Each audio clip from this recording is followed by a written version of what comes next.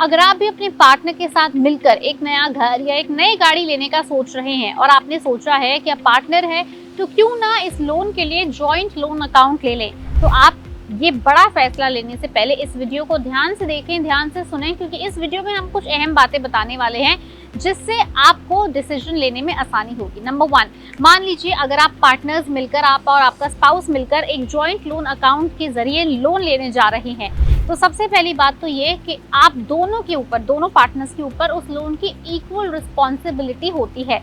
और मान लीजिए दोनों में से किसी भी एक पार्टनर ने डिफॉल्ट कर दिया पेमेंट का किसी भी कारणवश, तो जो दूसरा पार्टनर है उसका भी क्रेडिट स्कोर उतना ही इम्पैक्ट होगा जितना जिसने डिफॉल्ट किया है उसका होगा। यानी कि दोनों ही पार्टनर्स का, आपके और आपके स्पाउस का, दोनों का क्रेडिट स्कोर इक्वल इम्पैक्ट होता है, चाहे ईएमआई का डिफॉल्ट एक करे या दो करे। एक और बहुत बड़ी बात होती है इसके अंदर कि मान लीजिए आपने एक जॉइंट लोन लिया था जॉइंट लोन अकाउंट के जरिए, और अब आप दोनों साथ में हैं ही नहीं। लेकिन ऐसे केस में ज्यादातर बैंक्स एग्जिस्टिंग चलते हुए लोन को बीच में चेंज करने के लिए मना कर सकते हैं, यानी कि वो आपका नाम चलते हुए एग्जिस्टिंग लोन से हटाने को मना कर देंगे।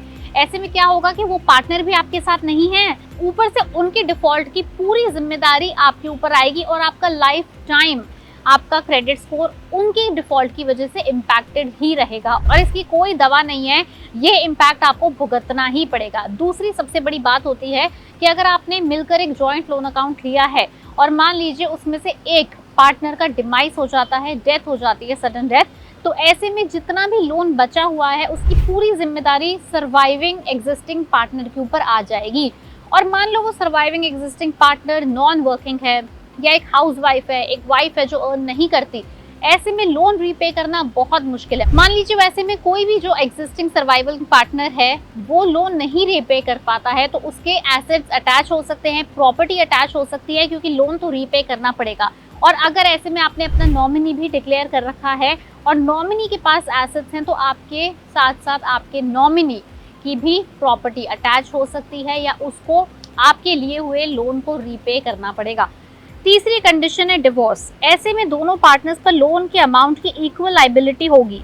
और घर लेने के केस में सबसे बड़ा इंपॉर्टेंट फैक्टर ये भी आता है कि अगर आप और आपका स्पाउस डिवोर्स लेने का सोचते हैं और आप दोनों ने मिलकर एक घर ले रखा है और उसमें से अगर हस्बैंड प्राइमरी बोरोअर है और वाइफ सेकेंडरी बोरोअर है, और प्राइमरी बोरोअर यानी कि हस्बैंड ही ईएमआई देना बंद कर दे या फिर आपको पैसे देने से इनकार कर दे लोन के लिए, तो सारा का सारा बर्डन वाइफ के ऊपर आ जाएगा। और क्योंकि अब आपका डिवोर्स हो चुका है तो आप ज्यादा लीगल टर्म्स में पढ़ भी नहीं सकते। इस वजह से अगर आप एक घर लेने का सोच रहे हैं या कोई बड़े अमाउंट का लोन लेने का सोच रहे हैं अपने पार्टनर के साथ मिलकर, इन सभी चीज़ों का ध्यान रखें। सबसे पहला शॉर्ट में बता देती हूँ, आपका क्रेडिट स्कोर पूरी जिंदगी के लिए इम्पैक्ट हो सकता है। डिफॉल्ट अगर एक पार्टनर कर रहा है तो उसका खामियाजा दूसरे पार्टनर को भी भुगतना पड़ेगा। डिमाइस के केस में आपकी प्रॉपर्टी अटैच हो सकती है सर्वाइविंग पार्टनर की, या फिर नॉमिनी तक के एसेट सीज होने की नौबत आ सकती है। अगर सर्वाइविंग पार्टनर भी लोन रीपे ना कर पाए तो डिवोर्स के केस में अगर एक पार्टनर इनकार कर देता है तो दूसरे पार्टनर को अननेसेसरी पूरे के पूरे लोन की रिस्पॉन्सिबिलिटी उठानी पड़ेगी और इसका कोई बाहर निकलने का तरीका नहीं है। इसलिए सारी बातें सोचकर समझकर ही जॉइंट लोन लीजिएगा। अगर आप इस तरह का कोई लोन लेने जा रहे हैं और कोई सवाल है आपके मन में तो हमें नीचे कमेंट सेक्शन में लिख जरूर बताएं। वीडियो या वीडियो का टॉपिक पसंद आया हो तो उसे लाइक करें, अपने सभी जानने वालों के साथ शेयर करें। ऐसी और लोन से रिलेटेड इन्फॉर्मेशन जानने के लिए देखते रहें पैसा लाइफ।